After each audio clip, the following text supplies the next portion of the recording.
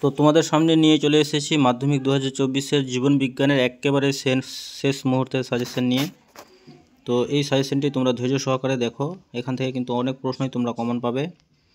তো প্রথম অধ্যায় থেকে আমরা প্রথমে দুটো চিত্র ভালো করে প্র্যাকটিস করে নেব। একটা হলো আদর্শ নিউরনের রেখাচিত্র, ঠিক আছে, তার সঙ্গে এগুলো আমরা প্র্যাকটিস করে নেব। আর একটি কি সরল প্রতিবত চাপের চিত্র অঙ্কন। তো এই দুটো চিত্রের মধ্যে একটা চিত্র কিন্তু তোমরা কমন পাবে, ঠিক আছে। তারপরে দেখো, তোমরা প্রথম অধ্যায় থেকে পড়বে অক্সিন হরমোনের এমন দুটি কাজ লেখো যার ব্যবহারিক প্রয়োগ দেখা যায়। তারপর ট্রপিক চলন নিয়ন্ত্রণে অক্সিনের ভূমিকা লেখো। এগুলো কিন্তু প্রথম অধ্যায় থেকে প্রশ্ন তোমাদের ভেঙে ভেঙে হয় 2+3, 2+2+1, তাই প্রশ্নর উত্তরগুলো একটু ছোট ছোট হবে, প্রশ্ন সংখ্যা কিন্তু বেশি হবে, ঠিক আছে। তো হরমোনের উল্লেখযোগ্য তিনটি বৈশিষ্ট্য, জিবাইলিনের কাজ, ট্রপিক ট্যাকটিক নেস্টিক চলনের পার্থক্যটা তোমরা দেখে রাখবে। উদ্ভিদের দুটি ট্রপিক চলনের ধারণা দাও। প্রকরণ চলন কাকে বলে উদাহরণ দাও। সংবেদনশীলতা কাকে বলে উদাহরণ দাও। ফটোট্রপিক আলোকবৃত্তীয় এবং জিওট্রপিক বা অভিকর্ষবৃত্তীয় চলন কাকে বলে উদাহরণ দাও। পিটুইটারিকে প্রভুগ্রন্থি বলা হয় কেন। পিটুইটারি গ্রন্থি থেকে ক্ষরিত হরমোনের নাম, কাজ। ইনসুলিন ও গ্লুকাগন পরস্পর বিপরীতধর্মী কাজ করে ব্যাখ্যা করো। তো প্রত্যেকটা প্রশ্নই কিন্তু গুরুত্বপূর্ণ।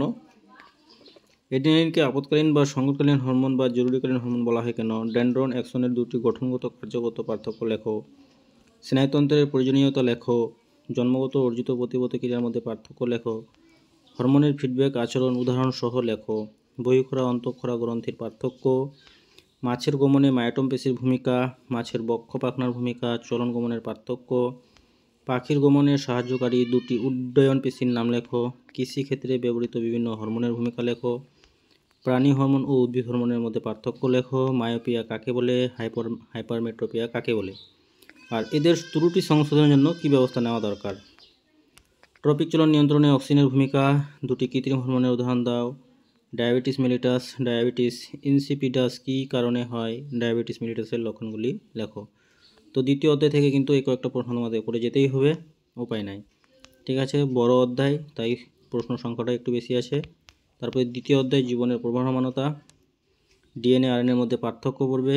কোষচক্রের গুরুত্ব, ক্রোমোজোমের প্রকারভেদ, মাইটোসিস কোষ বিভাজনে, মেটাফেজ অ্যানাফেজ দশার বৈশিষ্ট্য, উদ্ভিদ কোষ প্রাণী কোষের সাইটোকাইনের পার্থক্য, ক্রোমোজোম ডিএনএ জিনের আন্তঃসম্পর্ক, কোষচক্রের সংজ্ঞা দাও, ইন্টারফেজ দশার গুরুত্ব, মাইটোসিস মিয়োসিসের পার্থক্য লেখো। মিয়োসিসকে রাজবিভাজন বলে কেন। মিয়োসিসের তাৎপর্য, প্রাণী উদ্ভিদের প্রোফেজ ও টেলোফেজ দশায় কী কী পরিবর্তন হয়। অযৌনজনন ও যৌনজননের দুটি পদ্ধতি ব্যাখ্যা করো। অযৌনজনন এবং যৌনজননের মধ্যে দুটি পার্থক্য লেখো। প্রাণী কোষে ক্রিওকাইনেসিসের 4টি দশার বৈশিষ্ট্য লেখো ও চিত্র অঙ্কন করো। মাইক্রো প্রোপাগেশন কী এবং যৌনকরণ কী উদাহরণ দাও। বৃদ্ধি ও বিকাশের মধ্যে পার্থক্য লেখো।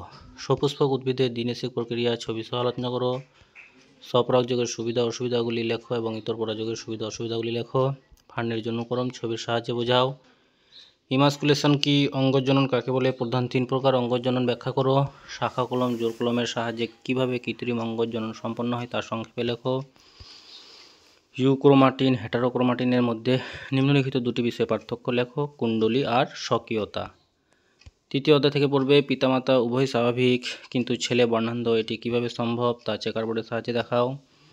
থ্যালাসেমিয়া রোগের কারণ লেখো এবং হিমোফিলিয়া রোগের কারণ লেখো। পিতামাতা উভয় থ্যালাসেমিয়ার বাহক হলে ওই দম্পতির যে সন্তান জন্মগ্রহণ করবে তার ক্ষেত্রে থ্যালাসেমিয়ায় আক্রান্ত হওয়ার সম্ভাবনা কত। গিনিপিগের দ্বিসংকর জনন এবং একসংকর জনন চেকারবোর্ডের সাহায্যে দেখাও। ফিনোটাইপ জিনোটাইপ কি, মেন্ডেল দ্বারা নির্বাচিত 7 জোড়া বিপরীতধর্মী বৈশিষ্ট্যগুলি লেখো। হোমোজাইগাস হেটেরোজাইগাসের মধ্যে পার্থক্য লেখো। মেন্ডেলের একসংকর জননের পরীক্ষাটি বিবৃতি করো, এর থেকে প্রাপ্ত সূত্রটি লেখো। পুরুষেরা বর্ণান্ধতার বাহক হয় না কেন।